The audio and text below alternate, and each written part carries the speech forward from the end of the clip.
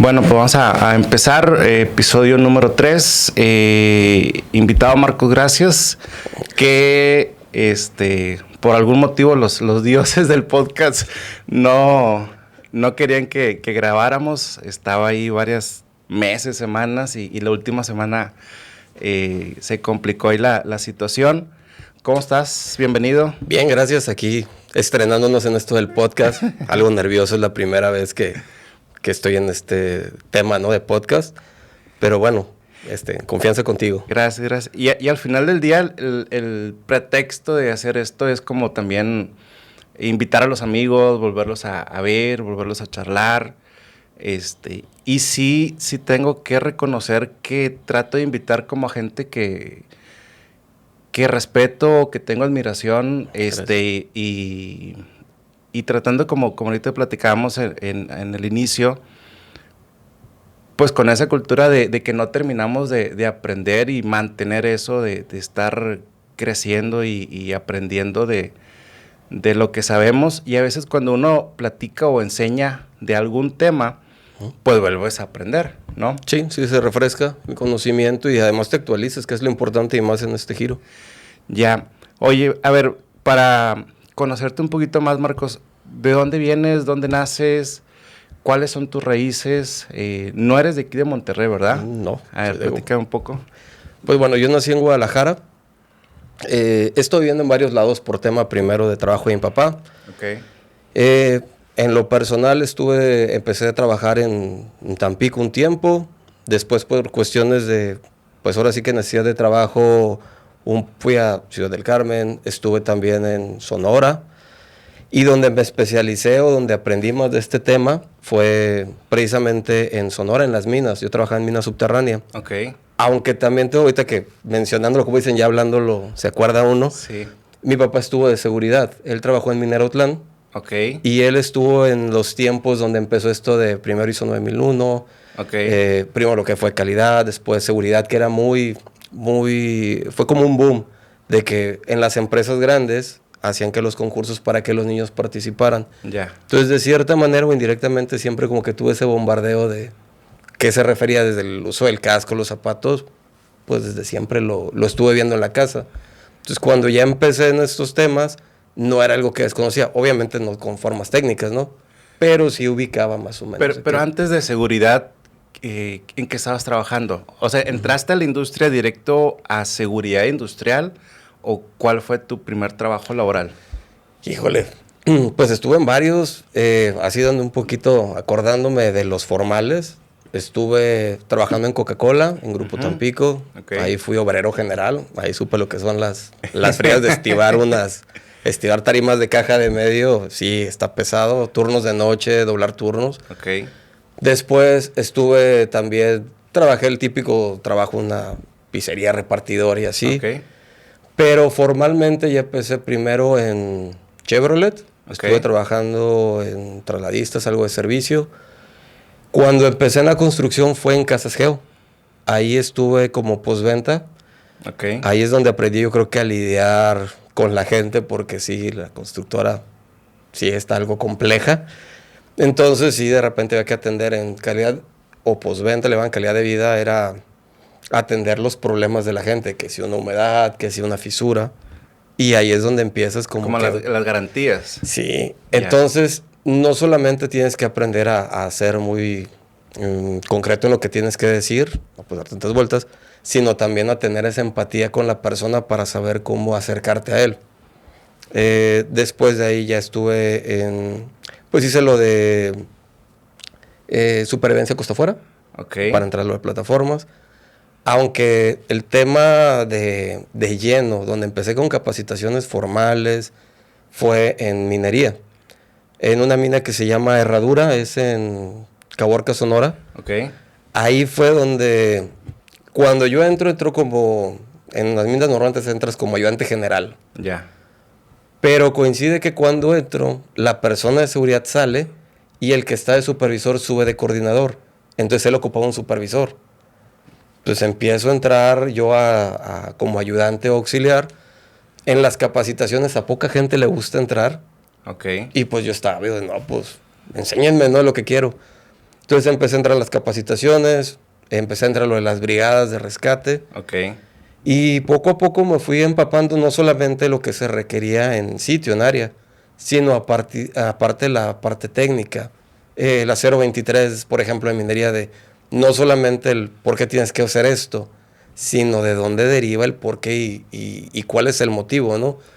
Entonces eso fue como que un crecimiento, creo que lo aproveché bien, y conforme se fueron dando circunstancias, algunas no deseadas, se fue dando el que sí tenía como que el perfil, desde cómo hablaba para las pláticas de 5 minutos que ya me tocaban, desde cómo a lo mejor hacer un análisis de ciertas cosas para hacer una actividad, ya me fueron integrando, se llaman puebles, que es al inicio de los turnos, juntan la operación y seguridad, ven las actividades y si hay una de riesgo, ahí se pone, ¿cómo la vamos a hacer?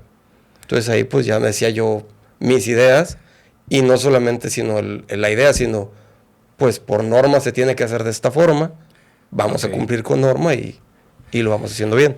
Que mucho de la historia de seguridad viene de trabajar de forma empírica, entre comillas. Empírica, entre comillas, porque uno que más o menos es responsable, pues se documenta con las normas, cómo se le hace, dónde empiezo, o se le llama a un colega, oye, échame la mano, cómo se le hace aquí, y listo. Pero, era eso, no te preocupes. Era eso como iniciaste de forma empírica, pero con tus argumentos atrás de esfuerzo, de trabajo, de seguir preparándote. Entonces ahí fue la oportunidad, la aprovechaste y empezaste como auxiliar. Así es. Ok. De auxiliar subes en un futuro cercano, entiendo, como un tema de supervisión. Sí. ¿O cómo escalaste y dónde fue? Por ejemplo, ahí empecé de auxiliar, después fue supervisor. Teníamos, soy malo para los nombres, pero sí había una jefatura, éramos 3 supervisores los que estábamos ahí, porque siempre tiene que haber alguien de seguridad en la mina, se trabaja día y noche. Cuando fue, digamos que el brinco a coordinador, fue cuando cambié de Mina Herradura a Mina Santa Elena, que es también allá en Sonora. Ahí ya tuve gente a cargo, era un nuevo proyecto que iniciábamos.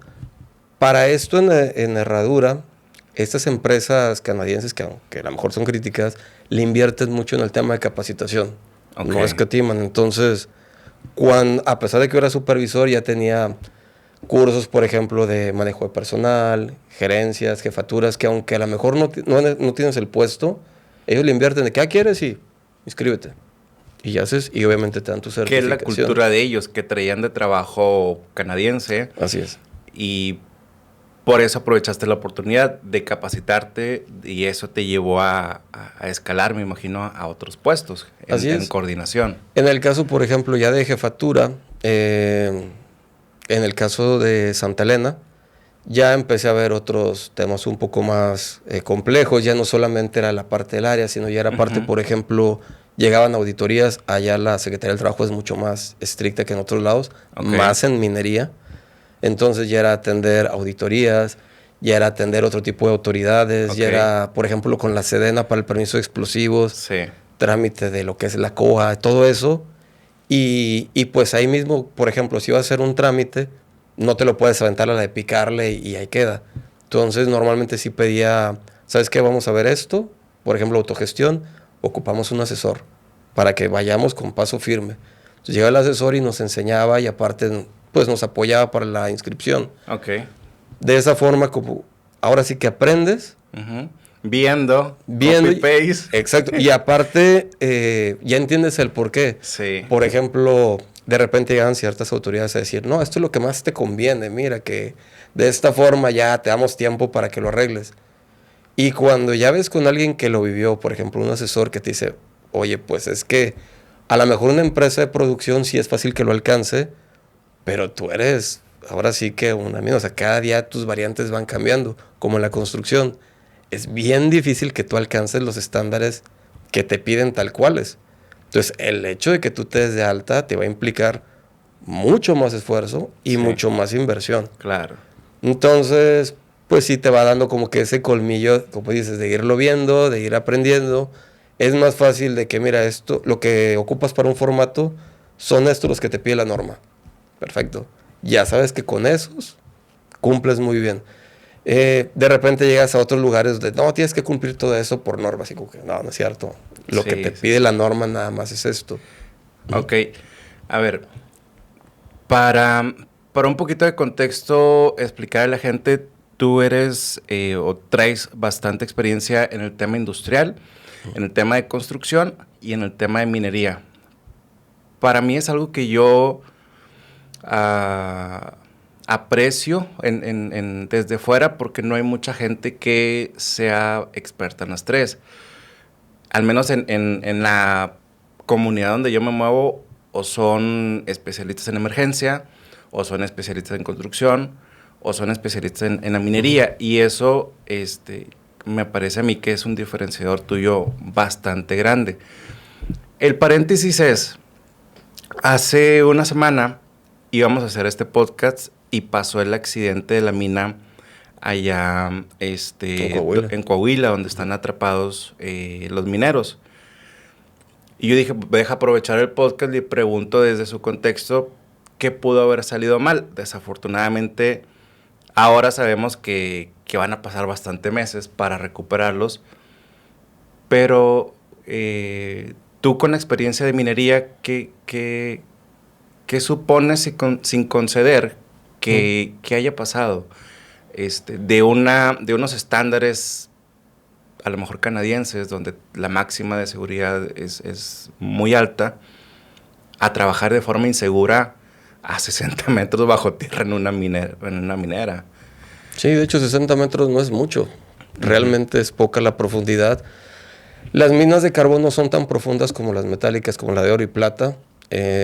Las condiciones sí son bien diferentes. El tipo de administración es ahora sí que la diferencia básica en una mina. Tú puedes ver una mina de plata de una empresa, pues malamente, y no es por ser, como dices, malinchista, pero sí a la mejor extranjera, y te exigen, aunque sea subcontratista, unas condiciones bien diferentes a cuando es una mina, pues con inversión 100%, con una administración pues, nacional, ¿no? Claro.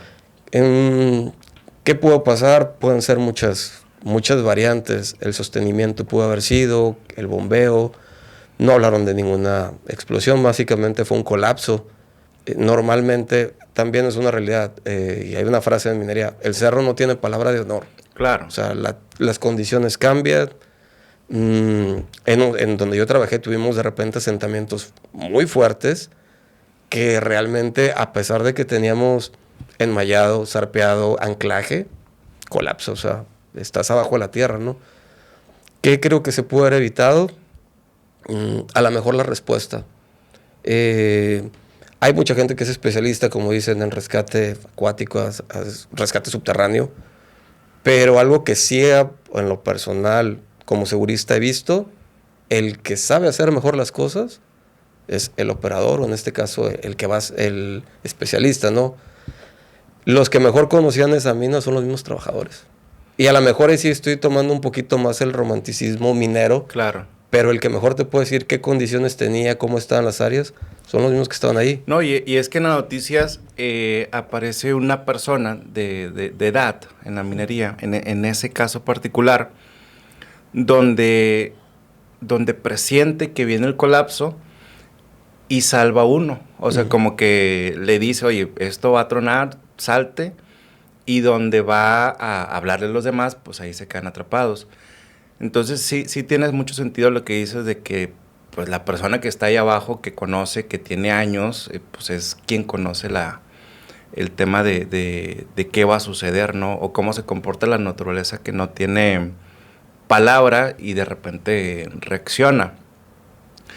Bueno, cerramos el paréntesis, regresamos al tema de seguridad, donde estabas en la parte de coordinador. Y algo que quisiera comentar desde tu trinchera. Trabajamos con mucha gente, desde el albañil, el ayudante del albañil, arquitectos, project manager, directores. y en un sentido de trabajo de comunicación, la comunicación es muy importante. Entonces, ¿cómo lo abordas? ¿Cuál es la diferencia de abordar desde un puesto administrativo gerente a un supervisor? Sí. Lo difícil es, y algo que te comentaba que me sirvió a la mejor porque estuve viendo mucha gente igual de distintos niveles, desde el que compraba una casa de 3 millones al que compraba una casa de 300,000. Uh-huh. Entonces aprendes a tener no solo la empatía de lo que él su posición de vista, su punto de vista, sino aparte hay señales que la gente cuando le empiezas a hablar, tú puedes ver si te está poniendo atención, si te está entendiendo lo que le estás diciendo, o si de plano luego ya, como dicen, le caíste mal o no está receptivo. Sí es algo importante como seguridad de que tienes que tener esa versatilidad de que de repente vas a hablar con alguien que, y no tanto por puesto, porque hay a lo mejor albañiles o fierreros que si tienen, me tocó el caso, por ejemplo, de un cargador de explosivos, uh-huh, que digamos es un rango muy sacrificado físicamente. Entonces uno pensaría que no, es la gente que no tiene mucha preparación. Y resulta que el señor sabía poesía y declamaba, o sea, tenía mucha cultura. Sí.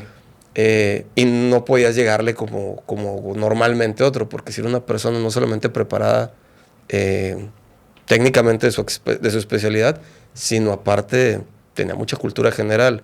Entonces, primera, no predisponer que porque sea albañil, no tienes que hablarle muy básico. Sí, el tema de la empatía. Exacto. Y no porque sea gerente o algo, quiere decir que la persona va a ser la más receptiva y la que va a estar más abierta a tu opinión. Ya una vez que puedes entablar o ver, mejor dicho, manejar esa comunicación con la gente, ya estás ahora sí que con un 50%, porque al menos vas a tener esa buena relación, esa comunicación. La otra es ver cuáles son sus necesidades y qué es lo que le interesa. A un trabajador, por ejemplo, normalmente uno avisa o les llegas por el parte de tu familia te espera. Y a lo mejor no tanto el de que si te va a pasar algo, sino, oye, tú te vas y quién se queda en tu casa. Claro. Muchos supervisores de seguridad yo veo que les dicen, es que te va a pasar algo y qué va a hacer de ti. Y luego les contestan, no, pues es mi vida. Yo total sé cómo me manejo. A lo mejor para entrarles a la parte emocional es, ok, tú te vas y no pasa nada. ¿Tienes esposa? ¿Quién te queda? Es que a eso quiero llegar. La empatía, el lenguaje corporal, el manejar la emoción del individuo. Exacto. Que es algo que a lo mejor no se enseña en una carrera de ingeniero industrial o ingeniero en seguridad industrial, pero que en el día a día se ocupa. Y se tiene que aprender. Porque no trabajamos con máquinas, trabajamos con personas y es lo trascendental. Estás administrando la seguridad de un proyecto, pero estás administrando la seguridad de 200 personas, de 500 personas, y tienes que la comunicación realmente sí sea efectiva.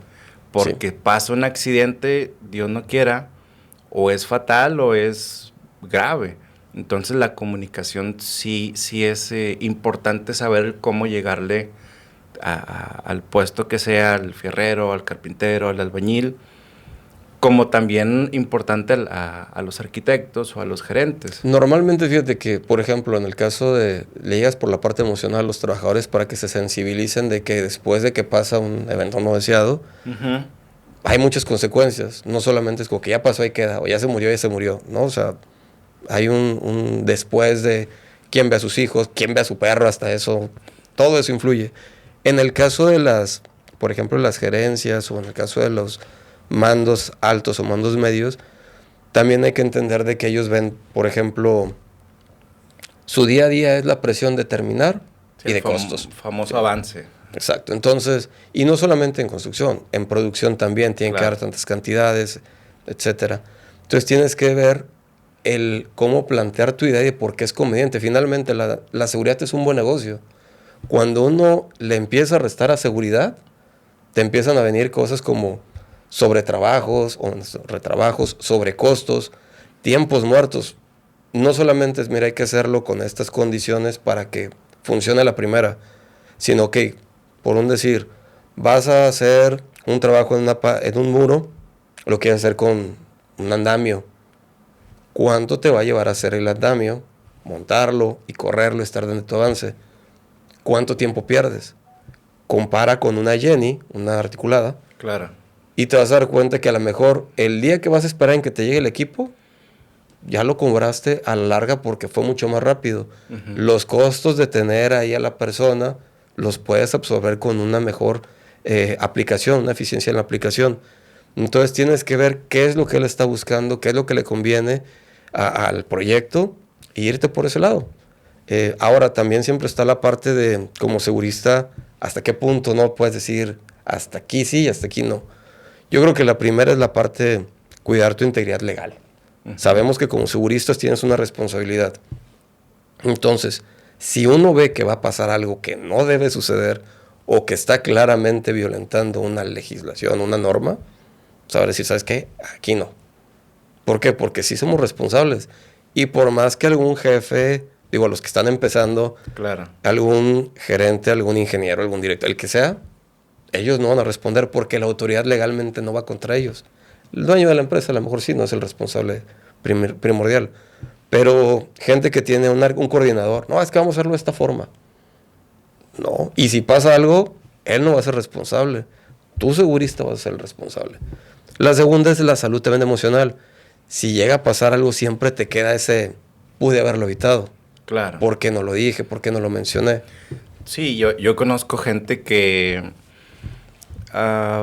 por alguna razón ha tenido accidentes fuertes en sus proyectos y les afecta emocionalmente hasta llegar de cambiar de proyecto, cambiar de ciudad, cambiar de trabajo o hasta pues un paro cardíaco de la emoción del accidente. Claro. Entonces sí es importante el qué es negociable y qué no es negociable. Y a lo mejor por ahí empezar el proyecto con una matriz de cumplimiento legal para ver esto sí tenemos que cumplir, esto no es negociable y esto sí es negociable. En esa línea, la seguridad, aquí, al menos aquí en México, se administra con las normas mexicanas. ¿No crees que a veces es, o conocer tu punto, esos estándares inalcanzables en seguridad, hasta dónde sí es alcanzable y hasta dónde no es inalcanzable, más allá de si la norma tiene brechas, si son buenas, si no son buenas? A mi pensar, yo creo que son buenas, pero a veces, por el contexto mexa, Uh-huh. pues llega a ser inalcanzable en algunos proyectos y cómo manejar eso. Fíjate que ahí yo creo que es tan inalcanzable como el cliente lo exija y lo quiera pagar. Por ejemplo, hace rato hablábamos de grupos grandes de minería, que son los que yo vi que más le invirtieron. Debe haber otros, pero son los que a mí me tocó. Sí. Pero ahí no es que el contratista la quiera dar. El cliente lo exige y obviamente lo paga. El contratista, mientras no se lo exijan, no le va a invertir. Ahora, sí sería bueno culturalmente que si van a cotizar algo, pues decir, esto es lo mínimo que ocupo. O sea, esto no es negociable, pues lo voy incluido. Lo malo es de que siempre hay una competencia que dice, yo le puedo ahorrar. Mucha gente, es como algo así los seguros. La seguridad parece una buena idea escatimar en costos hasta que lo ocupas. Exacto. Un seguro barato, no, pues consigo y ya tengo seguro. Y parece buena idea. Cuando ves que no te resuelven, cuando no asisten, cuando te respaldan, te das cuenta que no fue tan buena idea. La seguridad es lo mismo. Uno dice, no, pues ¿para qué un especialista en seguridad? Mejor me traigo a fulano, le pongo casco rojo, chaleco rojo y entra. Y cuando pasan eventos complejos, dicen, bueno, pues no fue tan redituable. Las normas creo que no son tan estrictas, por ejemplo, como los estándares, porque están diseñadas para que desde una empresa grande hasta un pequeño lo pueda ejecutar. Pero sí creo que pudiera ser en algunos casos más específica para decir, ok, en estas condiciones se requiere de esto, es lo mínimo. Hace tiempo hablábamos de velocidad de viento. Uh-huh. En la norma no te dice uno más que creo que son 60, si no me recuerdo, que es altísimo. O sea, ya 60, una persona con una tabla roca Sí, se lo lleva. Vuela. Entonces ahí es donde te da el margen a, pues bueno, es tu análisis de riesgo. Que firme tu encargado, que firme tu supervisor, que firme el responsable y los trabajadores, y va, se puede. Entonces creo que es más por la cultura del cumplimiento que en sí por la norma. Esa es mi percepción, ¿no? De que creo que sí es alcanzable en algunos puntos, específicamente los que involucran una actividad como la 031 o la 023. Hay otras que sí son muy, muy difíciles, y el hecho es como el límite de velocidad, de que digas, aquí se requieren 30 kilómetros, nadie va a ir a 30. Lo único que está haciendo es que se normalice el violar el límite de velocidad. ¿Por qué? Porque nadie va a ir a 30 y no puedes parar a todos los que van arriba de los 30. Sería mejor ser un poco más realista.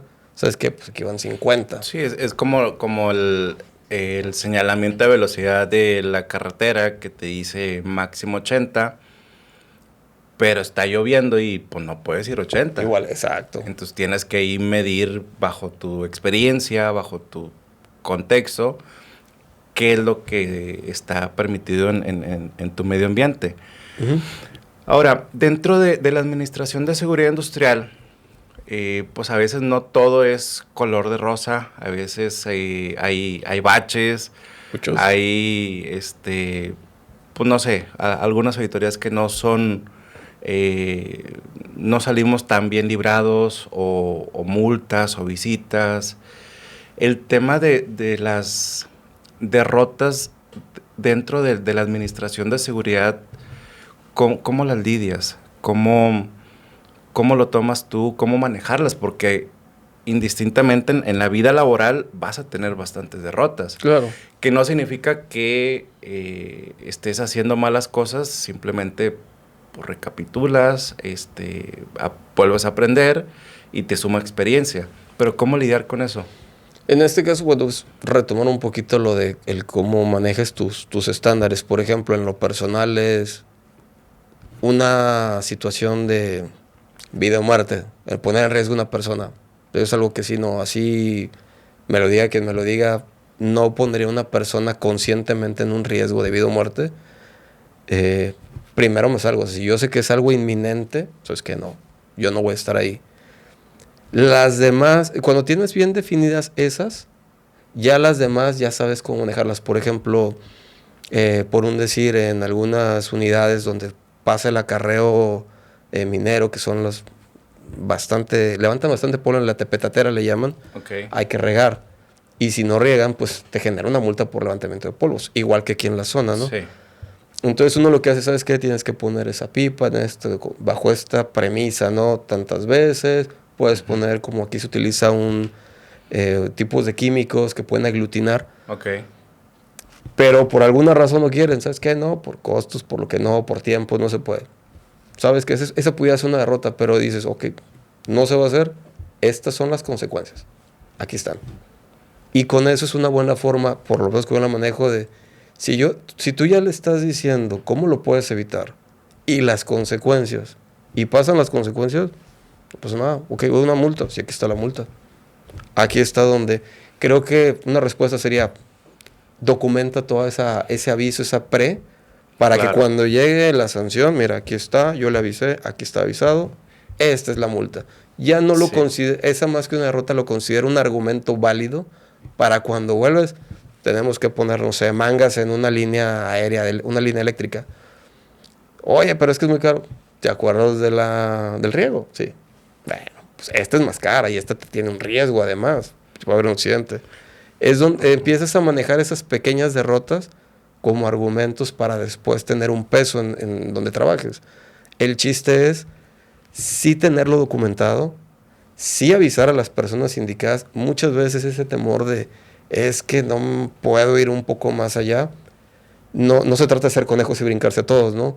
Pero sí hay que medir las consecuencias. No es lo mismo dejaron entrar a alguien con un chaleco de distinto color se está subiendo a alguien sin DC3 y sin equipo anticaídas. Entonces uno tiene que ver, ¿sabes qué? Hasta aquí sí puedo y esto sí tengo que escalarlo. Así es, digo, no sé si sea la fórmula, así es como yo lo he manejado y sí me ha resultado. Que es la experiencia administrativa que tienes, que a lo mejor le puede ser bastante útil a alguien que va iniciando en seguridad industrial o que a lo mejor ya tiene rato, pero no sabe lidiar con ese tema. Es decir, te mandé por correo las consecuencias con copia a tal persona y ese es como mi argumento de que pues si tú lo validaste es bajo tu responsabilidad. Claro. Sí, me parece bastante válido. El tema de las... En seguridad industrial, pues bueno, todo tiene un costo en cuanto al equipo, a los cascos, a los chalecos, a los delimitadores, las capacitaciones que tiene que ver durante el proyecto, extintores, 1000 cosas. Cuando va a iniciar un año laboral, que te dicen, oye, ¿sabes qué? Pues vamos a tener 5 construcciones. El tema del presupuesto para obtenerlo de dirección o de gerencia general, ¿cómo gestionar eso? Es decir, no hablo tanto del cálculo, sino cómo convencer a alta gerencia de obtener esa cantidad de dinero para seguridad. De primera instancia sí tienes que tener la parte técnica, ¿no? El por qué te lo están pidiendo, el por qué lo requieres, básicamente. O sea, porque me lo exige una norma, porque estas son las características. La otra es principalmente viendo lo que ellos también les interesa. Por ejemplo, se maneja de que, ok, este es el estándar mínimo para cumplir la norma, pero tenemos estos posibles clientes que tienen una exigencia mayor. Entonces tú no te puedes ir con esta siempre. Tienes que ver qué tipo de cliente es para ver qué tipo de presupuesto le vas a manejar. No es lo mismo trabajar a lo mejor en Ternium, que aquí es como que el icono de seguridad, a trabajar con don Juan Pérez, ¿no? Que se le ocurrió hacer una construcción y que a lo mejor no va a estar presente. Con don Juan Pérez requieres el mínimo que te pide por norma y que te pide la ley. Tus permisos, todo lo administrativo. Pero en Ternium vas a pedir aparte, no te van a pedir un andamio normal. A lo mejor te van a poder pedir, o sabes que te van a pedir un andamio multidireccional. No te van a pedir el arnés con una sola bandola o conector. Te van a pedir con una especificación. Entonces es importante que cuando se los presentes vean que tienes un interés en satisfacer al cliente para un beneficio hacia la empresa, no solamente pagar más. Cuando ellos ven que uno tiene esa perspectiva de negocio también, ya le empiezan a dar más validez. Ya no es yo lo necesito porque es lo mejor de seguridad, sino esto es lo que se requiere para una satisfacción a tu empresa. A veces han dicho de que, oye, en tales lugares no lo ocupan, no lo hacen. También venderle, pues sí, pero entonces nuestra empresa estará mejor que ellos. Ya tienes un plus que ofrecer a tus clientes. Sí se trata a lo mejor tener un poquito de vender lo que uno busca, ¿no? Y a final de cuentas ser muy objetivo, que tiene que ser beneficio de tu empresa. Que eso es el tema de lo que no está escrito en seguridad. A eso quiero llegar porque al final del día estamos vendiendo un intangible de seguridad y hay que saber cómo venderlo y no somos vendedores de profesión, no sabemos el marketing y al menos lo que un ex jefe me decía, todas las victorias, cacarealas. Es decir, vende la seguridad. Si la seguridad, los señalamientos, las campañas que salieron exitosas, divúlgalas porque eso vende y al ratito te van a ver mejor los trabajadores o los gerentes o el día que vayas a pedir algo de equipo de seguridad o cualquier sistema mejor, pues ya van a ver ahí el argumento. Claro. Que a veces tienes las victorias, pero nos las quedamos como departamento de seguridad y creo que sí es importante vendernos bien como departamento de seguridad para el tema de que nos vayan teniendo un poco más de peso el departamento de seguridad. De acuerdo. Fíjate que con eso es algo que a lo mejor lo personal sí me costó mucho.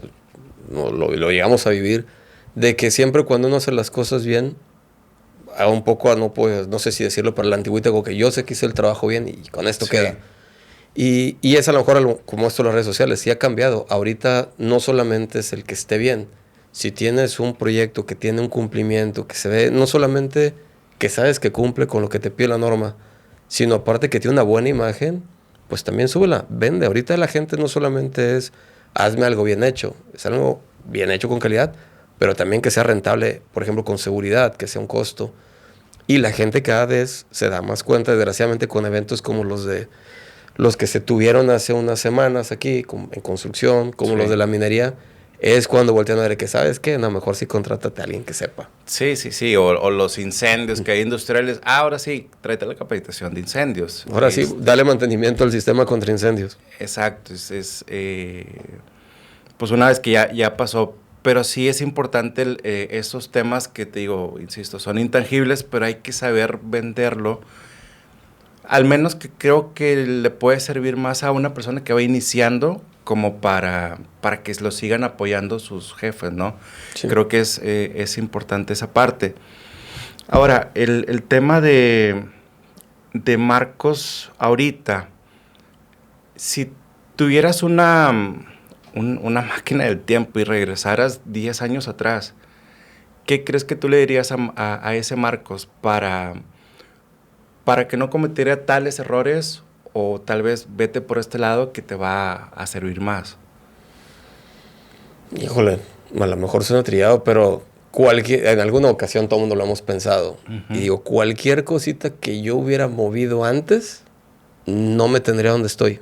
Claro. Y ahorita, la verdad, a pesar de que como todos no tenemos bemoles en el día a día, creo que estoy satisfecho. O sea, creo que en la parte personal, en la parte laboral, me siento muy bien. Tengo esa tranquilidad hasta ahorita. Digo, no sé el día de mañana, a lo mejor mañana me preguntas, te voy a decir, no haber ido a ese podcast. Claro. No sé. Pero hasta el día de hoy, creo que cualquier cosita, errores, unos muy graves, unos muy delicados, pero finalmente aquí te tienen. O sea, todo lo que creo que algo que te puede ayudar mucho a estar sano mentalmente es eso. Si no estás donde quieres, lo que pasó ya no lo puedes modificar. Y lo que va a venir, claro, pues no sabes las condiciones cómo van a variar. Lo que puedes hacer es cambiarlo en este momento. Y si estás donde quieres estar, pues lo que pasó finalmente te tiene ahí. Ahora sí que proyectar a dónde quieres llegar en un futuro, pues se basará en qué condiciones. Si yo quiero estar el día de mañana sano, lo que sé es de que no tengo que comer mal ahorita y tengo que hacer ejercicio. No sé, en algunos momentos sí le he pensado a eso de que pudiera cambiar, ¿no? Y la verdad es de que hasta ahorita creo que estoy satisfecho con lo que se hizo. Ahora, en este podcast trato de hablar no tan técnicamente porque pues nos podemos equivocar o no somos perfectos o no quiero llegar al nivel de tecnicismo, pero sí quiero tocar temas que a veces creo que no se han tocado, como por ejemplo la familia. Uh-huh. ¿Qué tan importante es en este caso, en este contexto de seguridad industrial, para ti como gerente, el que tu familia te respalde, el que tu familia te da esa tranquilidad o esa paz de desarrollarte bien laboralmente, ¿no? Y que pues a lo mejor sabemos que nos consume mucho el tiempo la construcción, las desmadrugadas, que hay que estar ahí. Sí, pero la familia en sí, la esposa, ¿qué tan importante es? Porque si uno no está bien, a lo mejor no vas a rendir bien en lo laboral, ¿no?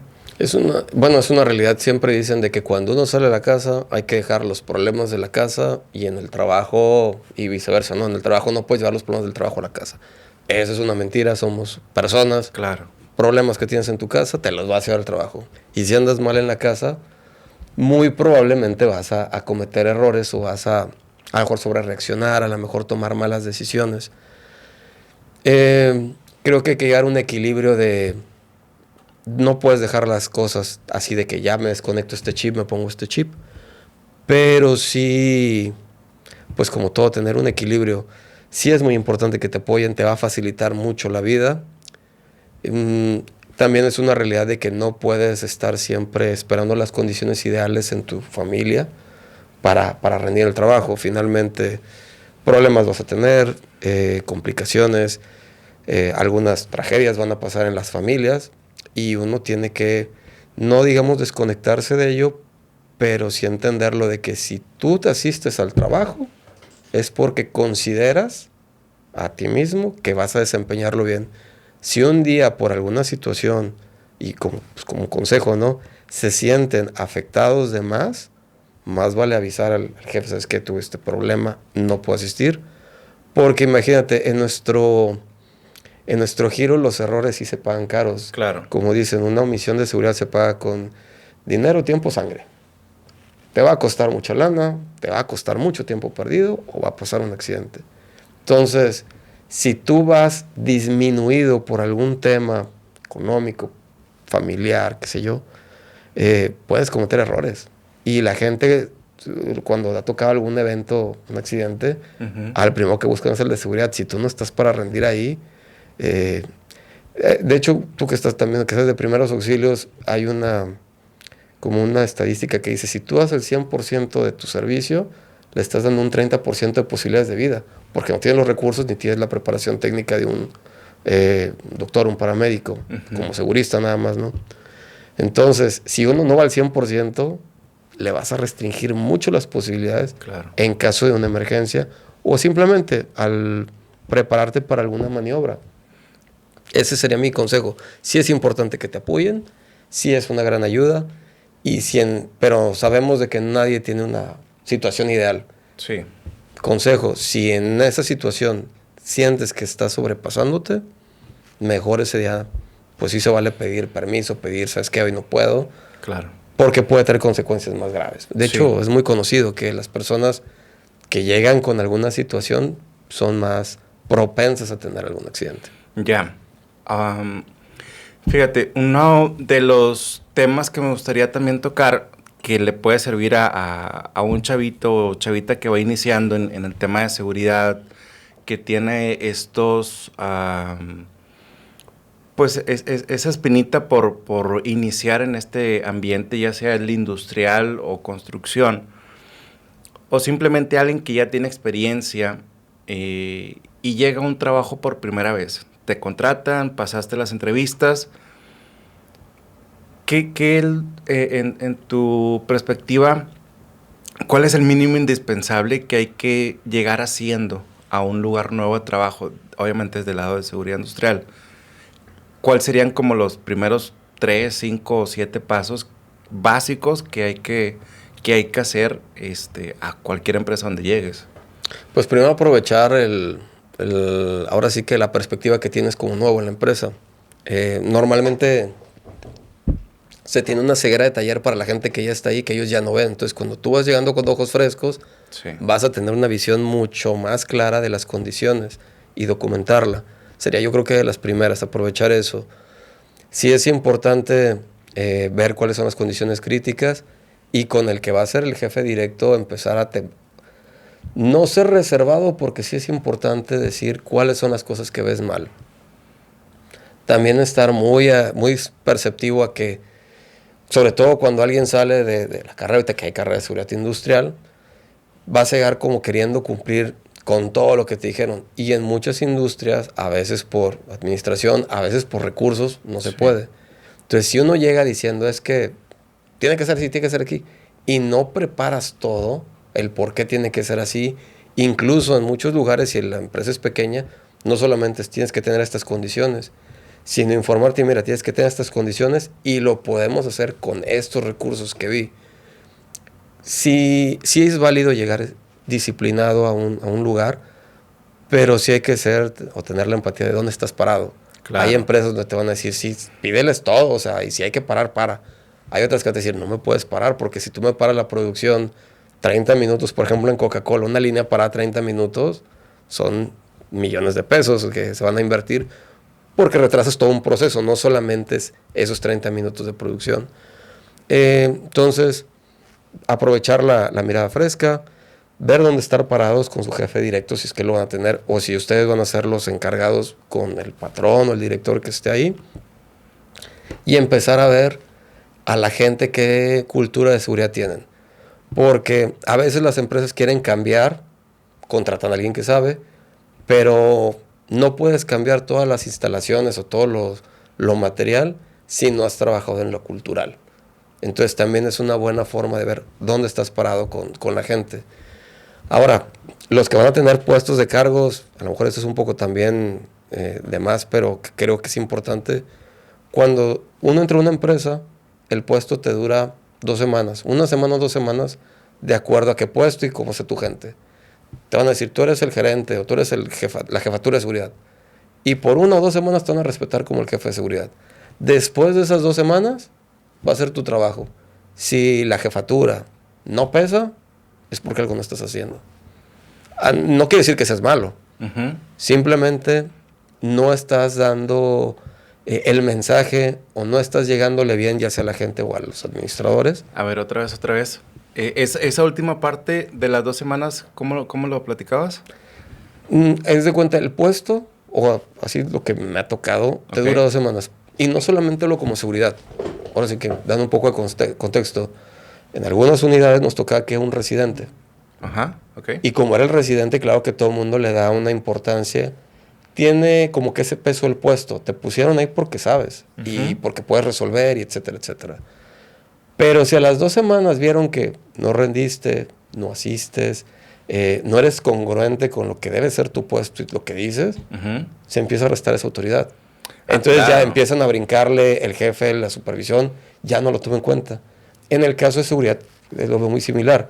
Te dicen, ¿tú vas a ser el jefe de seguridad? Sí. 2 semanas o 1, te van a respetar porque es que es el jefe de seguridad, ok. Pero si el puesto empieza a perder esa autoridad o presencia, es porque algo no estamos haciendo bien. Sí, claro. Es otra vez volvemos al intangible. Es ver el contexto de cuál es la empresa que te contrató, cuál es el presupuesto que tiene, qué tanto puedes presionar, qué tanto no puedes presionar, qué tanto te van a respaldar tus jefes, qué tanto no te van a respaldar tus jefes. Y es como medir y ver el lenguaje corporal de la empresa donde estás, ¿no? Sí. Donde en esos 2, 3 días, o yo creo que menos, es por aquí me voy a ir, ¿no? Es hacer mi planecito de trabajo y hacer, en el día voy a hacer esto, en la semana voy a hacer esto, en el mes voy a hacer esto. Que volvemos al tema de vender la seguridad. Si general, algo que yo acostumbraba mucho a las empresas donde llegaba, porque yo me sabía que la seguridad vendía, uh-huh, era poner las campañas que para mí eran fáciles, pero que eran muy llamativas. Por lo mismo del peso de que, hey, ya llegué, aquí estoy. Uh-huh.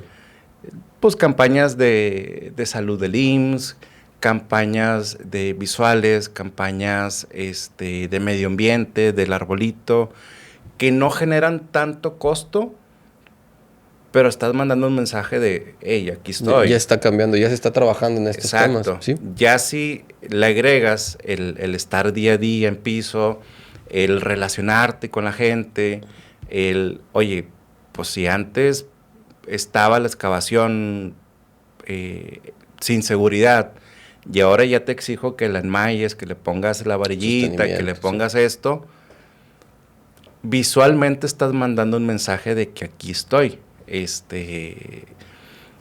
Y volvemos a los intangibles, que a lo mejor no se ve en un curso de seguridad, no se ve en la norma, no se ve en una carrera profesional, pero esos intangibles pesan. Claro. Y son el diferenciador de que a las 2 semanas te quedes sin trabajo o a las 2 semanas mantengas el trabajo. Claro. Entonces, es un poquito a lo que quiero llegar, el lenguaje corporal, la emoción, cómo llegar.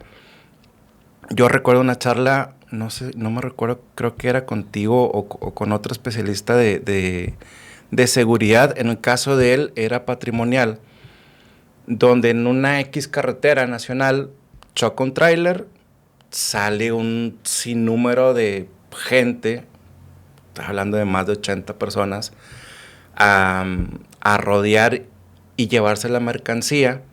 Uh-huh. Y está X policía al exterior y no hace nada. Y dice, hizo bien, porque no iba a controlar a una masa superior a ellos. Entonces yo le decía, oye, ¿qué puedes hacer en ese caso? La respuesta de él es, identifica al líder. Controlando el líder, siempre hay como un líder que sigue la masa y vas a controlar al resto. Y en seguridad yo manejaba mucho eso, el identifica al líder. Como que siempre hay un líder en la industria o en la construcción. Y no necesariamente es el gerente o el jefe. A veces es el chavillo que anda ahí trabajador, pero que anda moviendo el pandero y, a ver, tráete este para acá y vamos a platicar y cómo lo haces. Controlando eso, vas a controlar cierto grupo y pues una palomita, vas avanzando poco a poco. Sí, es cierto, es una buena forma de trabajar. Si consigues esa atención de la persona que normalmente anda, ahora sí que liderando, ¿no? Que es el que siempre levanta para dar su opinión, su sana opinión, humilde opinión. Eso te ayuda bastante.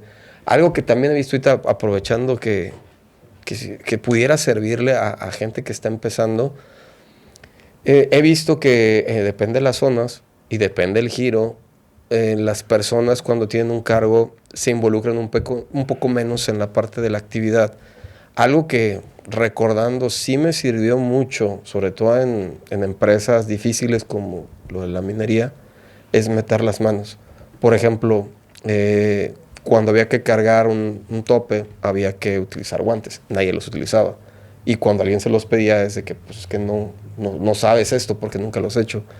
Entonces, sí me sirvió, por ejemplo, esa parte, pues, que igual ya la traía de, ok, pues voy a cargar el tope, ¿qué tengo que hacer? Y aprender, y no solamente la parte técnica de que cuánto tienes que cebar, cuántos cartuchos, sino sí, meterte ahí realmente, por dos motivos. Primero, la gente cuando ve que lo estás haciendo, te empieza a tomar otra forma. Al segurista creo que una imagen que se tiene es de que tiene que andar limpio con todo el equipo sin meter las manos en nada. Sí. Cuando ya te ven que, por ejemplo, vas amacizando la rampa para bajar, cuando vas y liberas tú de gases, porque pues, es el que mayor riesgo tiene después de una voladura liberar la mina.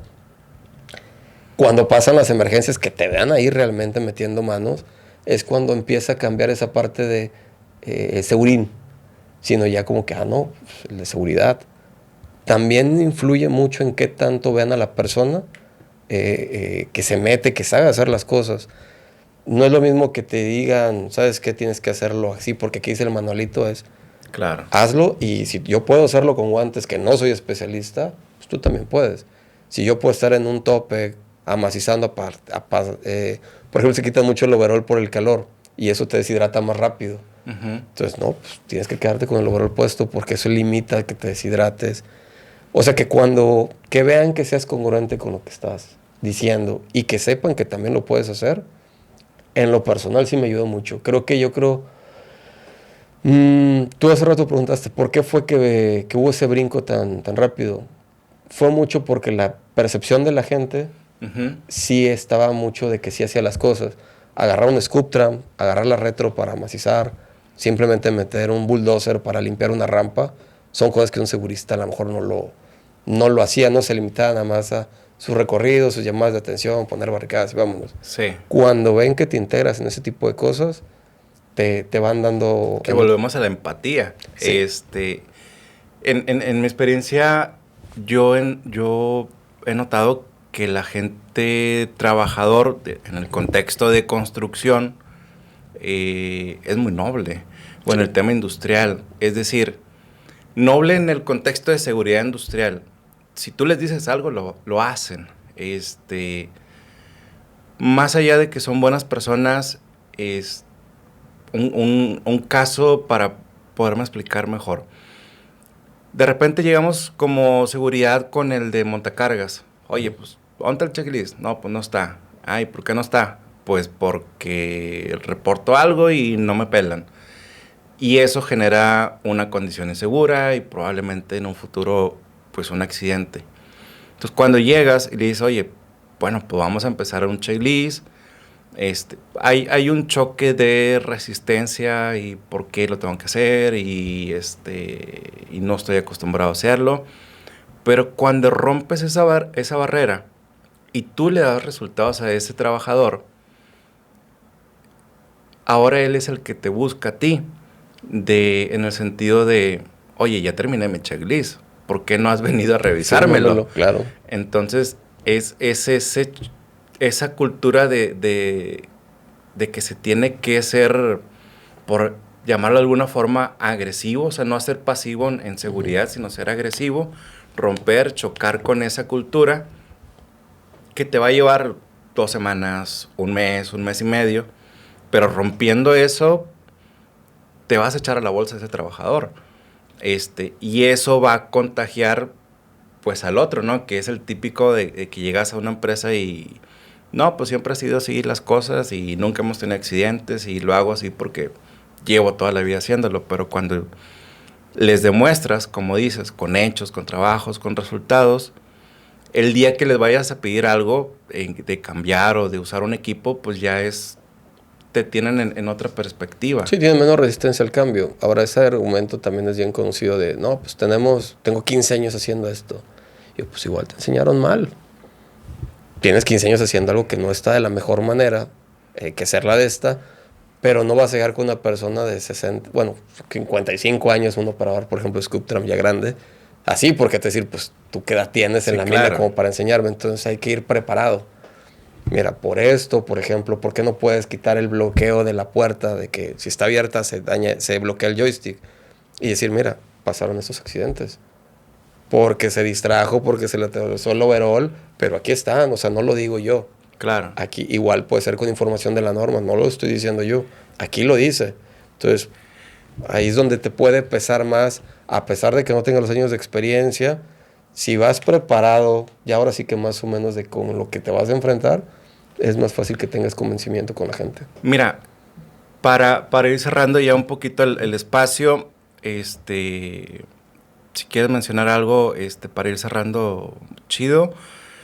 Yo quisiera ir cerrando con dejarle algún aporte también a la raza que hace favor de vernos con una dinámica que hago yo y que generalmente con los trabajadores les pega emocionalmente y agarran conciencia, que es más allá de estar en piso, que obviamente hay que hacerlo, pero es una dinámica muy sencilla. Le ponemos una hoja en blanco, le contamos una historia donde pues va a iniciar viene a trabajo, a su jornada laboral.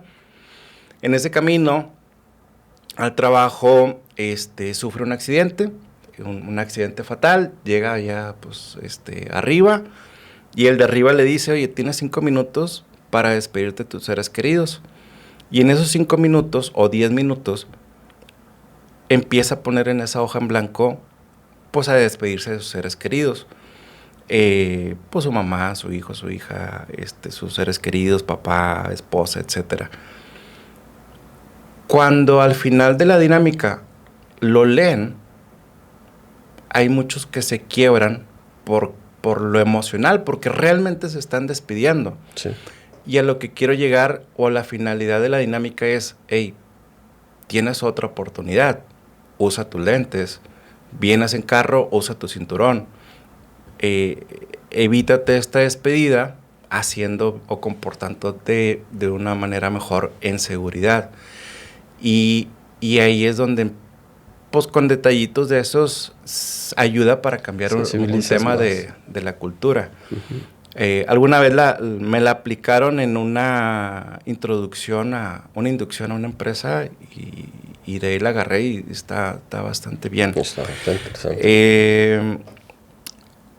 Algo que quieras comentar para finalizar, no sé si algunos libros que quieras recomendar o simplemente algo que quieras como último comentario para ir cerrando.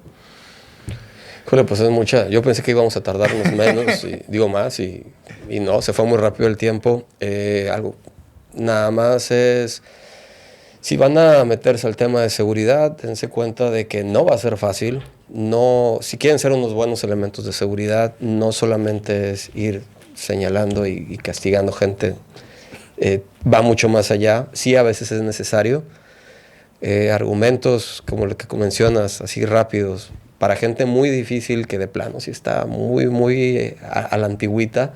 Algo que yo les decía es, ok, ¿tú crees que aquí se acaba esto? No. ¿Qué tal si quedas nada más lesionado? ¿Te imaginas? Dices que está difícil la vida. Ahora imagínate si puedes mover las manos.